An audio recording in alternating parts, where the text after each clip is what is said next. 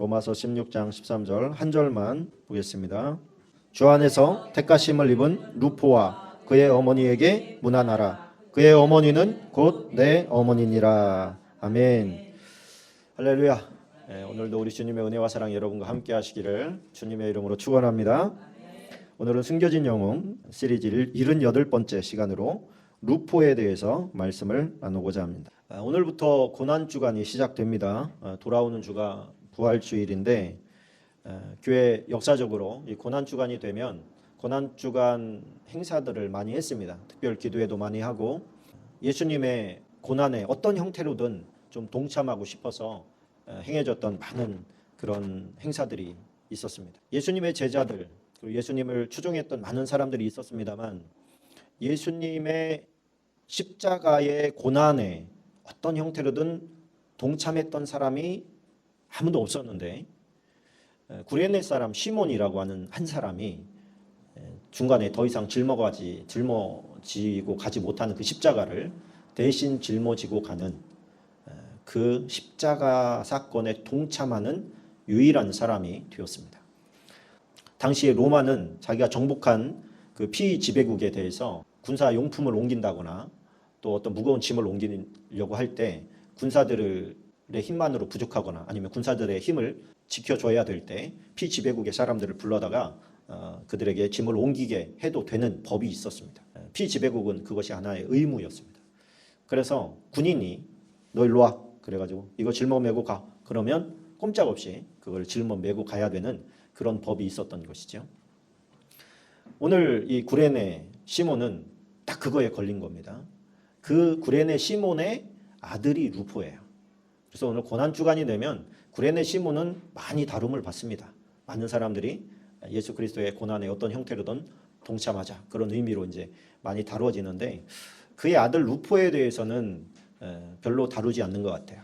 근데 이 루포도 숨겨진 영웅입니다. 아버지가 이 사건을 계기로 해서 예수님을 믿게 되고 귀한 하나님의 사역자로 세워지게 됩니다. 그 한 사람이 하나님의 사람으로 세워지니까 그의 가족 알렉산더와 루포, 그의 어머니, 루포의 어머니 그러니까 시몬의 아내죠. 아내까지도 전부 다 가족들이 하나님의 거룩한 사역자로 세움받는 놀라운 일이 벌어지게 된 겁니다. 근데 이 루포가 거기에 와서 예수님의 십자가를 진다는 것은 굉장히 어려운 일입니다. 태생이 어디래요? 오늘 구레네라는 거예요. 구레네가 어딨나 한번 지도를 한번 볼까요? 저 밑에 이집트 옆에 있는데 애굽 옆에 있는 요즘으로 말하면 리비아입니다. 리비아.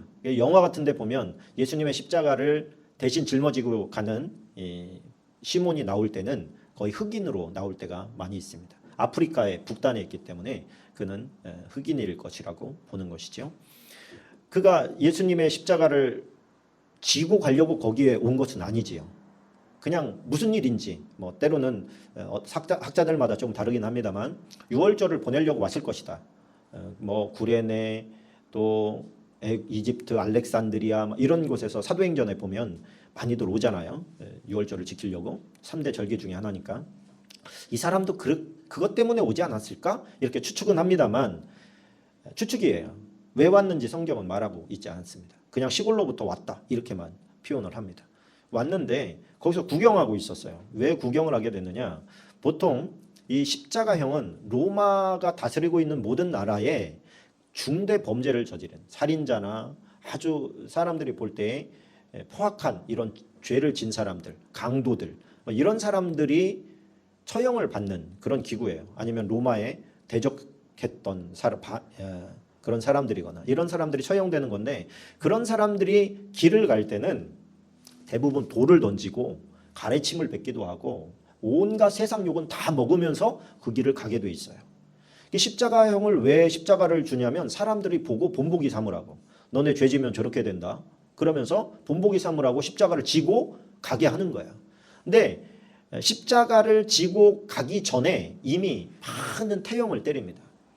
채찍으로 때리고 모욕을 주고 정말 사람으로서는 감당할 수 없는 그런 치욕과 모욕과 매질을 당합니다. 그리고 이제 십자가에 달려서 비참하게 죽는 것이죠. 십자가를 지고 가면 사람들이 비난하고 욕해야 되는데 울면서 따라가는 거예요. 사람 궁금해하지 않겠어요? 사람들이 울면서 따라간다. 그러다가 그거 구경하다가 이제 걸린 것이죠. 보니까 이 사람은 예수님에 대해서 사전 정보가 전혀 없었던 사람으로 보입니다. 예수님의 십자가를 지고 간 다음에 그 되어지는 그런 일들을 보면서 도대체 내가 대신 진 저 십자가의 주인공이 어떤 사람이었는가, 이거에 대해서 궁금증을 가졌고, 그리고 역추적해 가다 보니까 이분이 하나님의 아들 예수 그리스도라고 하는 사실을 깨닫게 된 거죠. 그리고 완전히 사람이 바뀌게 됩니다. 마가복음 15장 21절을 같이 한번 보겠습니다. 시작. 마침 알렉산더와 루포의 아버지인 구레네 사람 시몬이 시골로부터 와서 지나가는데 그들이 그를 억지로 같이 가게 하여 예수의 십자가를 지고 예수를 끌고 골고다라 하는 곳, 번역하면 해골의 곳에 이르러. 억지로 같이 가게 했다. 그러니까 이 시몬 자체도 어지간히 싫어했던 모양이에요. 이걸 내가 왜 져야 되나? 그러면서 왜 그 당시까지만 해도 십자가를 대신 지는 것도 여간 수치가 아니에요. 그렇죠? 같이 욕을 먹는 거예요. 이 사람이 대신 졌다는 거 저 앞에 있는 사람은 모를 거 아닙니까?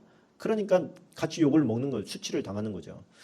그런데 그렇기 때문에 이제 누구도 그거를 대신 지려고 하지 않지요. 근데 뭐 강압적으로 하니까 지금 성경에 보니까 억지로 같이 가게 했다. 가기 싫어하는 거 막 억지로 끌고 왔다는 얘기죠. 누가복음은 이 똑같은 장면을 조금 더 세부적으로 나타내는데 누가복음 23장 26절입니다. 그들이 예수를 끌고 갈 때 시몬이라는 구레네 사람이 시골에서 오는 것을 붙들어 그에게 십자가를 지어 예수를 따르게 하더라. 또 백성과 및 그를 위하여 가슴을 치며 슬피 우는 여자의 큰 무리가 따라오는지라. 예수께서 돌이켜 그들을 향하여 이르시되 예루살렘의 딸들아 나를 위하여 울지 말고 너희와 너희 자녀를 위하여 울라. 그러니까 이것은 뭐냐면 예수님이 지금 십자가를 지고 가다가 이렇게 뒤돌아서 한 게 아니고 지금 십자가는 구레네 시몬이 지고 가고 있고 예수님은 더 부축을 받으면서 지금 가고 있는 거예요. 그러니까 십자가도 지지 못할 만큼 완전히 몸이 이제 만신창이가 된 상태를 여인들이 보니까 그냥 울음바다가 통곡의 바다가 된 거죠. 근데 예수님께서 뒤를 돌아서 그들을 보시면서 나를 위해서 울지 마라. 오히려 너와 너희 자녀들을 위해서 울어라. 그렇게 말합니다. 왜 너와 너의 자녀들을 위해서 울으래요? 여기에서 울음은 어떤 울음입니까? 회개하라는 거예요. 예수님은 이게 너희들을 위해서 내가 지고 가는 거야 라는 것을 알고 계신 분이잖아요. 근데 이 뒤따라오는 사람들은 그냥 예수님이 불쌍한 거예요. 예수님이. 무슨 죄를 져가지고 저렇게 되나. 근데 예수님께서 그들에게 지금 이 짐을, 이 십자가를 지고 내가 이렇게 가는 것은 너희의 구원의 문을 열어놓기 위해서 내가 지금 이러는 거야. 그러나 너희가 울지 않으면, 다시 말해서 회개하지 않으면 너희는 내가 이렇게 힘들게 간 길임에도 불구하고 지옥으로 갈 수밖에 없어. 그러니 너희와 너희 자녀들도 구원받게 하기 위해서 울어라. 통곡해라. 눈물로 기도해라. 그런 것이죠. 그 모습을 보면서 너무 신기할 거 아닙니까? 저 사람들은 이 죄인으로만 알고 있던 이분은 뭔가 좀 다른 분인가 보다. 뭔가 의미가 있나 보다. 그리고서 예수님이 못 박히시는 현장까지 갔다가 이제 돌아오면서 생각이 굉장히 많아졌을 것 같아요, 이 사람이. 그러면서 추적하기 시작하죠. 이분이 도대체 어떤 분입니까? 그리고 그가 변화됐다는 게 이제 성경에 좀 퍼즐처럼 곳곳에 이렇게 이제 퍼져 있어서 유심히 보지 않으면 이 사람이 초대교회에 이루어놨던 흔적들을 참 찾기가 좀 어렵습니다. 마가복음 15장 21절에 보면 우리가 읽은 말씀, 마침 알렉산더와 루포의 아버지인 구레네 사람 시몬이 이렇게 이제 나옵니다.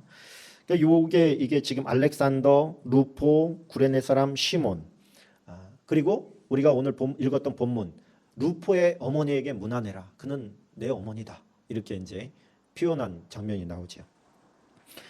우리가 요 단어를 좀 이해하려면 사실은 배경 지식이 좀 필요한데, 이 누가복음은 AD 61년에서 63년도 정도에 쓰여졌습니다. 그러니까 예수님이 승천하시고 나서 한 30년 정도의 시간이 지나서 쓰여졌다는 거예요. 그 30년이라고 하는 기간은 이 복음이 폭발적으로 일어났습니다.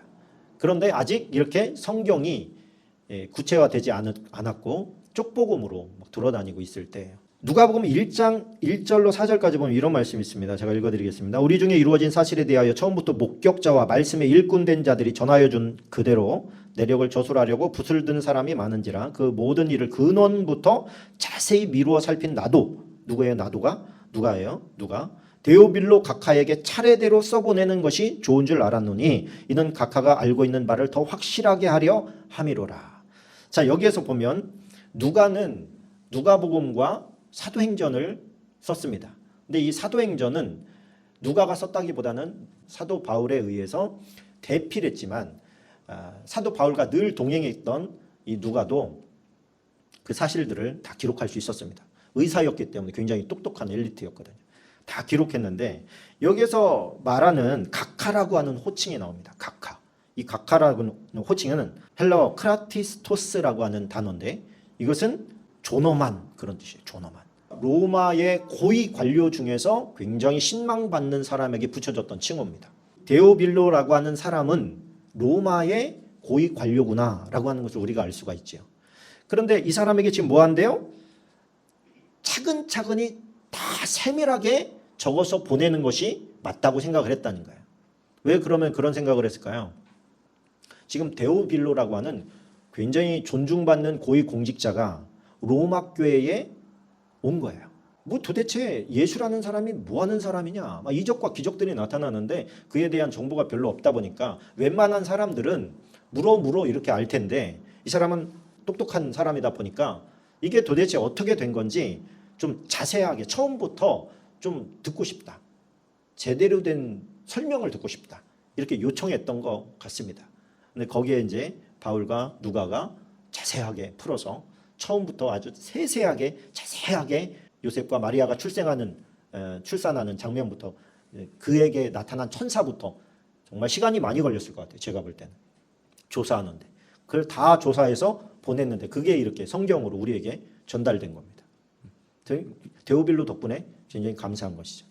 그런데 오늘 데오빌로는 이 유대 쪽에 있는 상황을 잘 모르잖아요.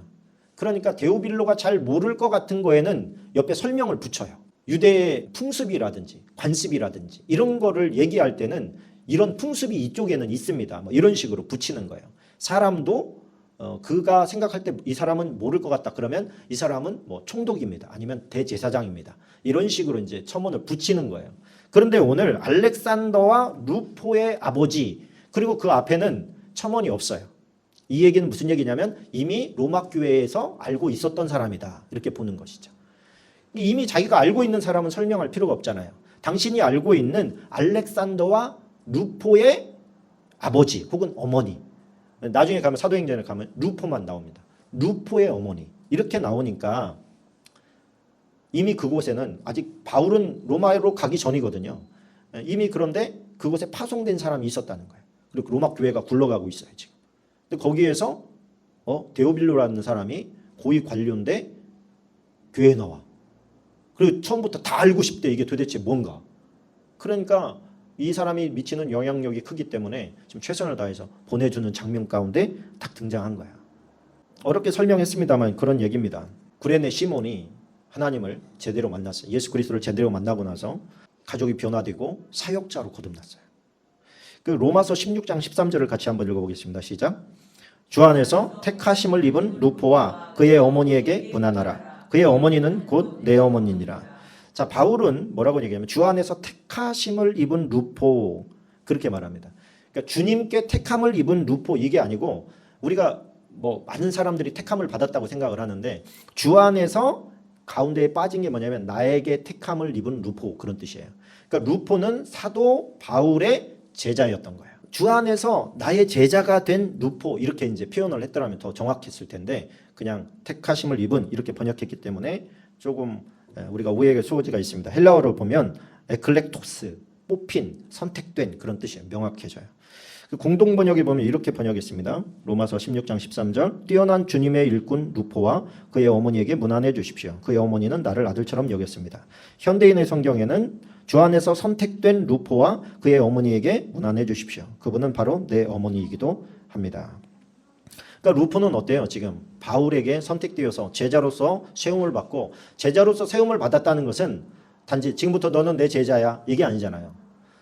바울이 알고 있는 모든 것들을 다 가르쳐주고 너 로마로 가라. 로마로 가서 로마에서 말씀을 가르쳐라. 파송된 거예요. 어디에서 파송됐을까? 어디에서 교육을 받았을까? 이것이 조금 궁금한데 어디에서 그랬을 가능성이 크냐면 안디옥에서 그랬을 가능성이 큽니다. 우리 한번 안디옥으로 한번 가봅시다. 사도행전 13장 1절입니다. 같이 읽어봅니다. 시작. 안디옥 교회에 선지자들과 교사들이 있으니 곧 바나바와 니게르라 하는 시므온과 구레네 사람 루기오와 분봉왕 헤롯의 젖동생 마나엔과 및 사울이라. 자, 여기에서 보면 니게르라 하는 시므온이 거기에 등장합니다. 이스라엘에서는 아브람과 아브라함이 같은 뜻이듯이 시몬과 시므온은 같은 뜻이에요. 그런데 누구? 니게르라 하는. 니게르는 뭐냐면 니그로의 뜻이에요. 니그로. 흑인이란 뜻이에요. 흑인. 흑인 시몬이 거기 교사로 있었대. 그것도 바나바 바로 옆에 붙어 있어요. 그러니까 이 사람이 지금 안디옥에서 얼마만큼의 비중이 있는 사람인지를 보여주는 거야. 그리고 사울은 지금 맨 뒷공문에다 붙여놨어. 겸손하게도. 자, 이게 무슨 얘기입니까? 안디옥은 예루살렘에서 한참 위쪽으로 올라가면 있는 지역이에요. 뭐 그렇게 많이 떨어진 지역은 아닙니다. 그 안디옥에서 안디오쿠스라고 하는 그 로마 황제의 이름을 따서 세운 도시들이 꽤 많았는데 이거는 예루살렘 위쪽에 있는 그 안디옥을 말하는 거예요. 거기에서 처음에 바나바가 사역을 하다가 사람이 하도 많아지니까 다소라고 하는 지역에 가서 사울을 데리고 오지요. 너 나랑 같이 사역해야 되겠다. 그리고 데리고 왔어요. 데리고 와서 같이 사역을 하면서 거기서 사람을 세우기 시작하는데 그곳에 동참했던 사람이 오늘 우리가 얘기하는 구레네인 시몬도 그 자리에 같이 있으면서 사역을 했다는 거예요. 근데 거기에서 오늘 보니까 스토리가 어떻게 전개되는 거예요. 그곳에 이 시몬의 가족이 다 왔는데 다 와서 그곳에서 훈련을 받고 사역을 받고 지금 루포는 로마로 파송된 거예요. 로마로 파송됐고 알렉산더는 그 뒤에는 기록이었고 루포가 갈 때 그의 어머니도 따라서 간 거예요. 그러니까 어떻게 보면 복음으로 인하여서 가정이 지금 전력을 다해서 다 흩어져 가지고 복음을 전하게 된 거예요. 근데 로마라고 하는 도시는 만만치 않습니다. 근데 지금 그곳에 가서 지금 데오빌로라고 하는 사람도 있는 전도가 된 어떻게 보면은 굉장히 잘 그 사역을 감당하고 있는 그런 가정이 됐다는 것이죠. 그래서 저는 그런 생각을 하게 됩니다. 이 억지로 진 십자가는 예수님의 십자가뿐만이 아니라 지금 시대를 살아가고 있는 우리들에게도 늘 있잖아요. 그렇죠? 내가 싫어하는데 할 수밖에 없는 상황, 그것이 십자가예요. 근데 그것이 주님이 허락했기 때문에 그 상황을 허락하신 거예요. 우리가 그렇게 믿어야 돼요. 재수 없이 가다가 걸린 게 아니라 하나님께서 시몬을 들어 쓰시기 위해서 지금 그 자리에 그가 있게 하신 거예요. 우리는 그렇게 믿습니다. 그래서 이 모든 것들은 한마디로 어떤 십자가를 지게 된 게 정말 재수 없어서가 아니라 하나님께서 나를 그 상황 가운데 집어넣는 것이죠. 집어넣고 나서 그 상황으로 말미암아 그가 어떻게 변화되는 그 포인트점이 되는 것이죠. 근데 그때는 힘든 거예요. 그 당시는 힘든 거예요. 우리가 지나고 나야 하나님의 뜻을 깨닫는 경우가 너무 많습니다. 코로나19도 마찬가지일 거라고 저는 생각해요. 왜 이때 하나님께서 이것을 허락하셨을까? 왜 지금 내가 원하지 않는 내 집만 해도 어려운데 나에게 이렇게 내가 원하지 않는 십자가를 지게 하셨을까? 그것이 어떤 사람은 질병이에요. 질병을 원하는 사람은 아무도 없어요. 근데 하나님께서 질병을 보내요. 질병을 보내서 고통받게 해요. 그 고통을 통해서 뭐를 하시려고 하는지 우리는 모른다는 거예요. 근데 시간이 지나면 알게 된다는 거예요. 시간이 지나면. 그걸 잘 감당해야죠.